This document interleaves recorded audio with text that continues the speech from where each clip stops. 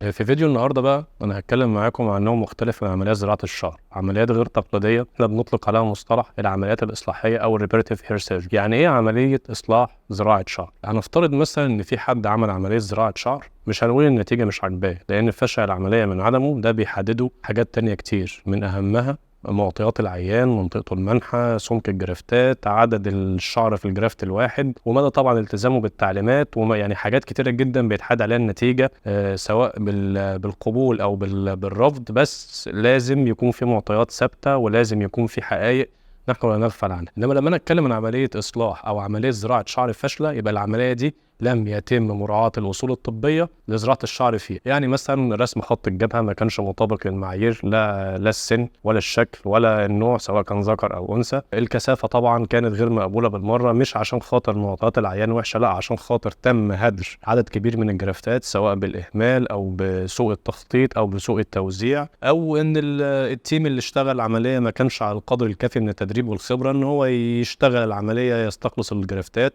او ان هو يفتح قنوات بالعمق المطلوب بالزوايا المطلوبه، او ان هو يغرز البصيلات بشكل صحيح لاتمام عمليه الزراعه. فاصبح النتيجه مش تحول من صلع لشعر، لا بقى تشوه يجب علينا ان احنا نصلح. في النوع ده من العمليات بقى طبعا التحدي بيكون كبير جدا وخطير جدا. انت عندك دلوقتي سابقه او عندك دلوقتي تشوه في خط الشعر، انت محتاج تعدله. خط الشعر ما دام اتعمل غلط، انت دلوقتي لازم هتشيله بطريقه من الطرق، يا اما هتختطف الجرافتات الزياده او جرافتات الغلط، او هتشيلها بالليزر. وده ليه عيانين وده ليه عيانين، وممكن مثلا نشيل واحد بالليزر وواحد تاني ناخد معاه ترايل الاختطاف زي الحاله اللي انا هشرحها دلوقتي. في نفس الوقت طبعا تتعامل مع منطقه منحى مجهده منهكه، ده حد غير محترف وغير مدرب يشتغل في منطقه منحى، فطبعا كان الاختطاف غير مدروس بالمره. تم الجور على المنطقه المنحى بشكل ما او باخر، وتم هدر اهم واحسن جرافتات في المنطقه المنحى. كل الجرافتات اللي فيها شعر كتير طبعا اتاخدت، لان العين بتشوف الكبير الاول، مع كمان الاماكن السهله اللي فيها جرافتات سهله الانتزاع طبعا كلها اتاخدت، مع الجرافتات اللي هي سمك كبير اتاخدت. فانت دلوقتي اصبح عندك تحدي، منطقه منحى مجهده منهكه، فانت دلوقتي مطلوب منك ان انت تاخد اقل عدد ممكن، عشان طبعا المنطقه المنحى ما تتكشفش بالزياده